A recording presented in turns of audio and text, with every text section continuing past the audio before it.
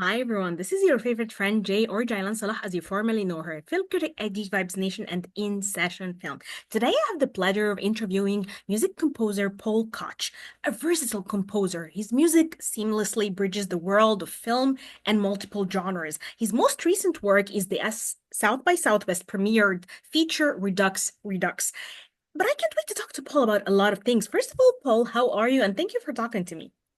Oh, thank you for having me. It's a pleasure to be here. I'm doing great. It's a nice day. My son just had his first public performance in kindergarten, so that was pretty fun. He sang some songs. So Wow. yeah, no, it's a good day. Good day. That's perfect. Okay, before I ask you or just get it inside, like the wheel running, can you tell us more about Redux Redux since this is I think, the most recent project you worked on? Yeah, so Redux Redux is a multiverse revenge thriller. It stars Michaela McManus as Irene Kelly, and she's gone through some trauma. Her daughter's been taken from her and murdered, and she comes across this machine that lets her go into these other universes. And we catch up with her as she's going universe to universe trying to find one where her daughter's alive.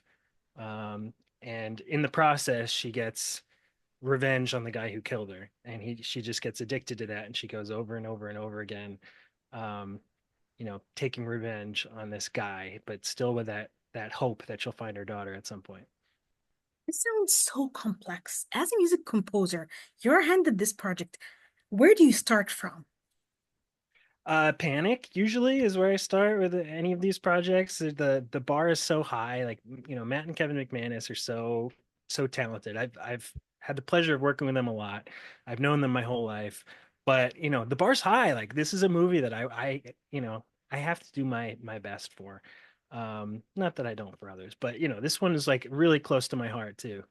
Um, so yeah, the start with this was, luckily Matt and Kevin have a strong point of view. So when they first showed me the film, the temp music in there was, the vibe was there. It was this electronic, cool, uh kind of throwback 80s at times score, and um that's something that I could really sink my teeth into because there's plenty of places you can go in that genre. So they kind of gave me some guideposts, some ideas, and then it was up to me to just kind of like come up with some cool, unique signature sounds. That's something I always like to do with Matt and Kevin is find the sound of their movie. So if you hear this sound, if you hear this little theme, you know what you're watching and you'll remember it. And so that's a daunting thing to start with, but that's what I usually try to do, like just kind of come up with that signature sound of the film. Sometimes it comes later on in the process too. I'll find it, when I'm halfway through, and then I can go back and insert it, earlier in the film. But um, that's kind of one of my main initial processes. I read in one of your interviews that you said that you start with sound before the music comes. So, what are the sounds that you look for when you're making, let's say, a movie like Redux Redux, or if because you're a genre composer, let's say you're making a horror movie, what are the sounds that you look for, or you just find probably while walking and researching? Yeah, I mean, it's funny when the first time I kind of was introduced to this project, I was invited to the set because they're filming kind of close to where I live, and we were in this swamp, and these bullfrogs. They were like prehistoric bullfrogs, just ribbiting throughout all the takes, and they're trying to cut around it and wait till the bullfrogs were quiet. And I knew nothing about the movie at all. I didn't know the plot. I knew it was something with a multiverse, and that was it. And so I just was joking. Yeah, the score is going to be all bullfrogs. It's all bullfrogs. That's what it is. Later on in the process, I found some recordings of bullfrogs, and I turned them into this synth pad that is, you never know that it's frogs, but it's used in that scene to just kind of like give a little bit of an Easter egg.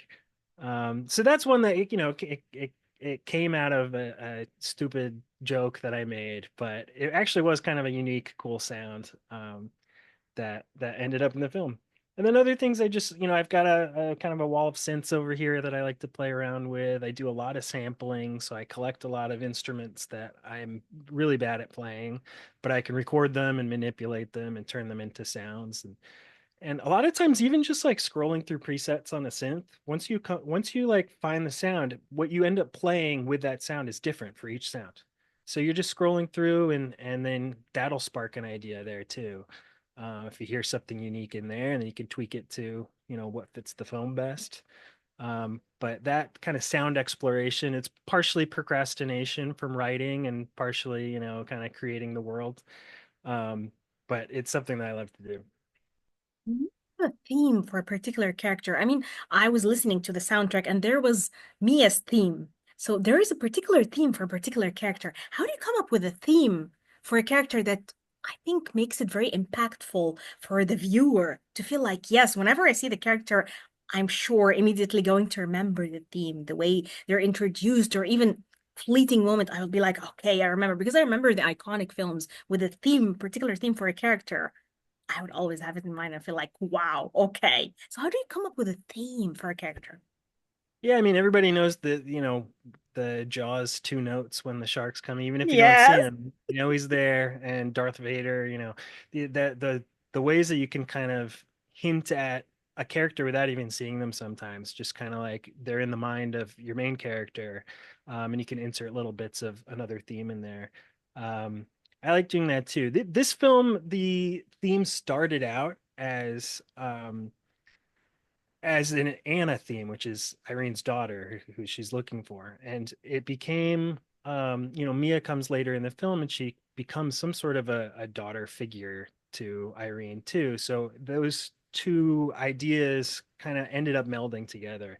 It started out as kind of two separate things, but the more more I was working on it, the more I realized this is not a theme for these characters. This is more the theme of Irene's motherhood and her um, search for her daughter, whether it's her actual daughter or somebody else.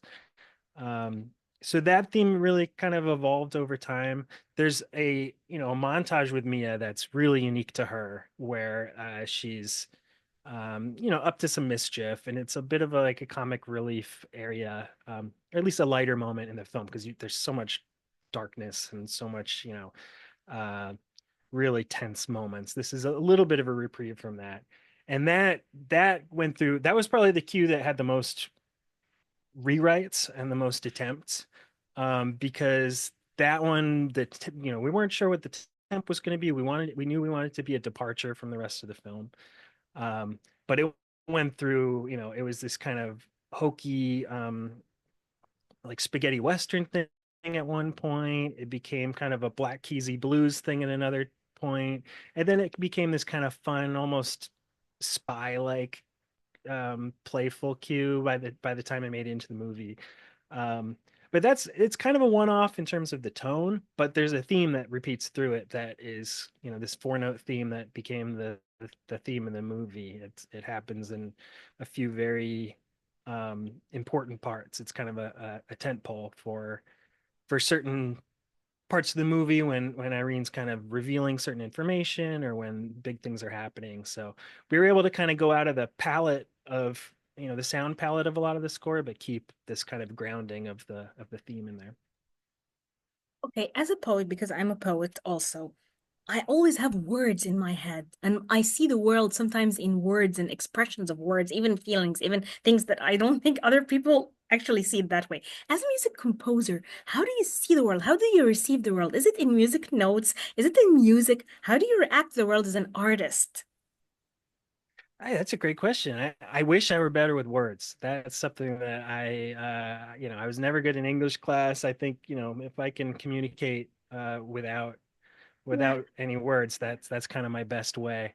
Um, I've probably repeated the same adjectives 20 times in this interview. This is tense. This is, yeah, it's a good vocabulary to have, and it's something that I wish I had. But yeah, I think a lot of it is just unspoken. I think it's a feeling, it's a vibe, and I'm not the kind of composer that can really watch a film and conceptualize these big ideas about what the score is going to be. I'm going to use viola because it symbolizes the middle sibling of this.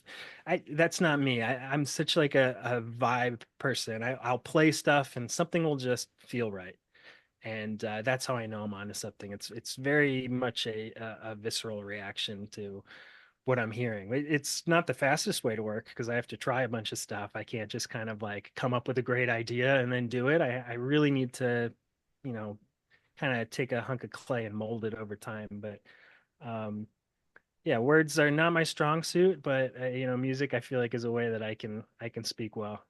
But I feel like what you're describing is also the trial and error of the artist journey. Like we always start like we do and redo and like delete and then bring again. So what you're describing with the clay, like the piece of clay and then you start doing it and then breaking it all together. I feel like this is the artistic experience. So it feels very relatable, honestly.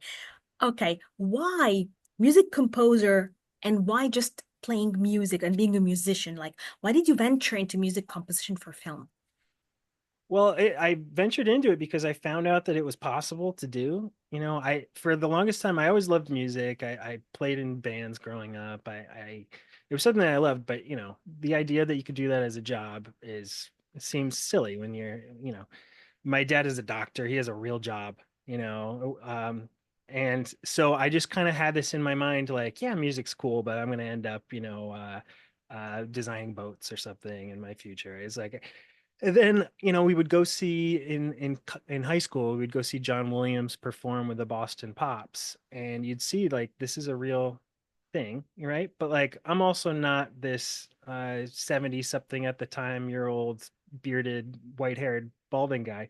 It's like the and he's who you kind of picture as a composer. He's got this control of 80 people in this orchestra. That's not really an attainable thing.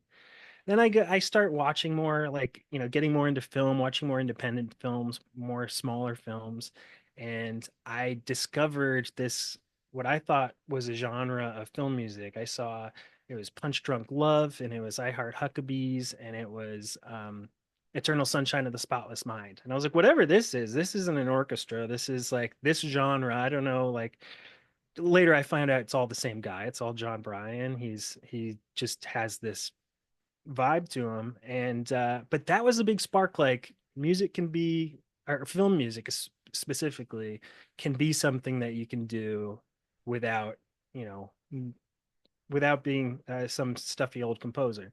Not that John Williams is stuffy, I mean, not put that in the world, but um yeah, That's it interesting. seemed like attainable. It seemed like something like a job. It's like somebody in a band could do this. And so that was a big spark for me to actually take it seriously. And in college there was a intro to film scoring class, and I took that and I fell in love with it. What had influence on you as a musician and as a composer for film? Like, do you have particular influences? You mentioned John Williams, mentioned, like John Bryan. Yeah. Exactly. So you mentioned both of them, and I love the score for Punch Drunk Love, and I love the vibe. Like you said, it's a vibe more than it's actually like an orchestra moving me, but it's very moving too. I mean, there are particular scores or like tracks in the Eternal Sunshine scores that I keep on loop. So the Mhm. vibe can work as good as the symphony. So who had an influence on you, even if you're not in the same path artistically? Yeah, I mean, John Williams is the big one. I think he's every composer's favorite composer. He's just so prolific and so talented. Everybody loves him. Yeah, John Bryan, as I mentioned, was a big one. Thomas Newman's another one. When I saw American Beauty and I saw how music was used as, I'm going to use this word again because I'm not good in English, but the vibe that it sets this mood throughout a long scene, and it's not following everything. It's not Tom and Jerry. It's not um, a giant orchestra in space. It's very much just like another setting for the film. There's the location, there's that music bed, and so I was really intrigued by that too. Um, growing up, I Real Big Fish was a favorite band of mine, a ska band, and I was in ska bands all growing up. So I didn't know it at the time that it was kind of going to be helpful to me in the future, but learning to write for horns is something that I was doing from, the age of 15, 16. Um, just because I was in jazz bands and I liked ska music and stuff. So that kind of set me up too, I think, in a good way. Um, and then, more recently, Trent Reznor and Atticus Ross have, So were the I challengers is just oh my gosh, yeah. Challengers is I don't think I ever could have come up with the idea to do that score for that movie, but it's just like it worked so beautifully, and it's amazing. Yeah, and that kind of boldness is the reason why I love them so much. I When Social Network came out, I was just fresh out of college. So I had gone through the music education and learning to write like John Williams and, the really kind of old school classic traditional scoring. And then Trent Reznor and Atticus Ross come out with this score that's so electronic and it's also kind of, mood setting. And it was amazing and it was cool and the sounds were unique and the sounds are a place where I feel like I really connect. And then it goes on and it, wins the Oscar. A lot of people were mad about it, but I loved it. I think the lower that you can make the barrier to entry in this business, I think the better for everybody. I love the fact that there's the very classical composers doing it, but there's also just like the guy from that band that you like, or that singer or whoever is anybody who's really capable of doing it now. So the kinds of music that you hear in film becomes so much more broad. And Oh, and I I always say adore like film music it's not a genre, it's a format, right? So it can really exactly. be anything at all. I also adore Nicholas Brittle. If you're familiar with the Moonlight soundtrack, I Oh, feel like it tells a lot. He had themes for the same character, but each stage of the life had a theme, and I thought this was brilliant. And it was very dark and it was very weird. I agree with you.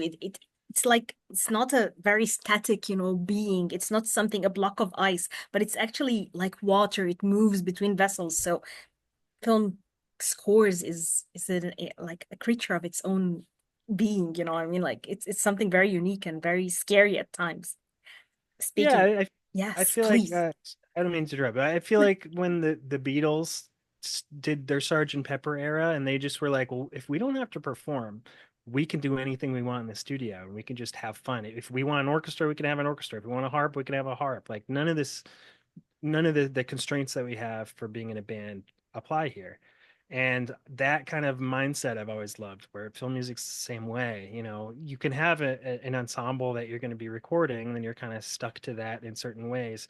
But you also have your playground of your studio where you can bring in any ideas that you want, any sounds, whatever fits. Now we've got such a wide range of samples that we have access to, and there's because of the internet, and you can hire somebody from across the globe to play an instrument on your scores.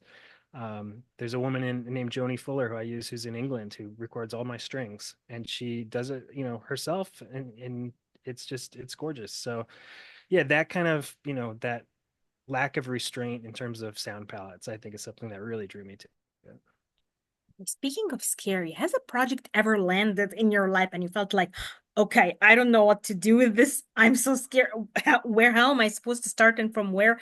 Any project that comes to mind with that, vibe to it? Almost every project, I think, like I said before, it always starts with panic. It always starts with that, I don't know how to do this, the imposter syndrome of it all. Um, but it always comes together. So I have to keep that in mind. So it always comes together. And I've never had to like drop off a project for lack of ideas, right? Like it'll always come to you at some point, and it's just a matter of putting in the time and doing enough trial and error to make it happen in the moment. And you're up until 3, 4 in the morning, and I talk about this metaphorical waste paper basket full of crumpled up pieces of paper. That's like, this whole studio basically.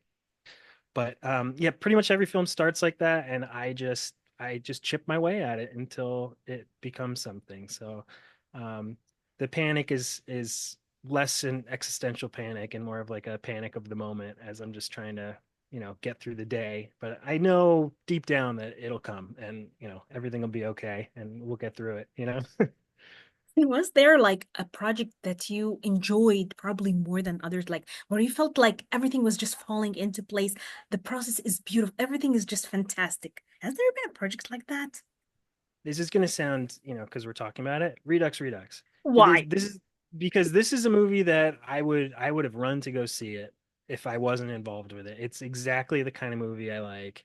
I heard the term recently, lo-fi sci-fi, where it's a sci-fi concept, but it's not about aliens gonna explode the universe. It's a small story with high personal stakes, but not like global stakes, right? And it's just you have a cool idea for a world, and then you spend the time with this movie exploring the world. So just from the get-go, this movie like spoke to me as just a piece of writing. And then sound wise, it was kind of a culmination of all the things that I've been exploring over years. It's got a lot of strings and orchestra. It's got a lot of electronics and synths. Um, and it just all the places where my brain wants to explore sound wise and music wise were appropriate for Redux Redux. So it really stands out in that way. It's a film that it came easier than some, I think. The ideas that I had early on tended to, stick around a little bit more. Um, and then Matt and Kevin are, they're so great to work with. They are open to any kind of experimentation. We were checking in very regularly on Zoom and just playing stuff and talking about it. And it felt so much like a collaboration. I never got an email with notes. Like it was never that. It was never just like, yeah, this one's not working. Let's do this. It was always a conversation. And it's like, what are you thinking about this scene? What can we do here to amp up the tension? And um, so those kinds of very collaborative workflows are always my favorite, and they're so easy about that because we're all in the same boat, right? We're all trying to make this movie as good as it can possibly be. They're not trying to have um, their dialogue be the loudest thing and the music's just there in the way. And I'm not trying to like put out an album first and foremost. We're all trying to make this movie. And so if you're all kind of on the same page of like, let's work together, let's make this a really great sonic experience, um, then you're smooth sailing. What is next for Paul? Like, what are the projects you're working on or things that will be released soon? Well, Black Heat is a film that just came out like this week, I think, on digital. And it's playing in Memphis in theaters right now. So that's exciting that that's happening. Redux Redux is it has distribution with Saban Entertainment, Saban Films, whatever it's called now, and so that will be in theaters at some point, which is really exciting. I'm working on my next film with Wes Miller, who is the one behind Black Heat and two others I did previously, Call Her King and A Day to Die. So I'm working on our fourth one together now. It's a legal drama, and it's really great. It's I've done a lot of action films with him, and this is a lot more cerebral and a lot more um, these intense conversations and twists and turns in a courtroom. So that one's been really fun. It's I don't know how much I could talk about it, but it's a lot more string Okay. heavy than a lot of the other scores. So Yes. I got a cello and I've been playing sounds on that, and then I've got um, a lot of cool strings on it. So that one's coming along. And then maybe another film after that. We'll see. I can't talk about that one yet because it's not set in stone, but um, that's what's coming up. I can't wait to talk to you about this one, a legal drama. I mean, this is like new territory for you, and I'm sure you're gonna do great. I can't wait to listen to it and talk to you about Yeah, I it, mean, hopefully. I've Yes. done, I worked on the show Scandal for a long time, so that was a lot of like political Wow. drama, and so I've been in that world, but this is definitely different. It's not Scandal, it's not political, but it's got elements of that kind of, um, it's in the jury room a lot of it, so it's a lot of um, trying to persuade people and curry favor and change votes and stuff. So it's got that kind of political side to it too. Sounds so exciting, Paul. Thank you so much for talking to me. This was a great conversation. Oh, it was great. It was so great to talk to you too. Thanks for having me.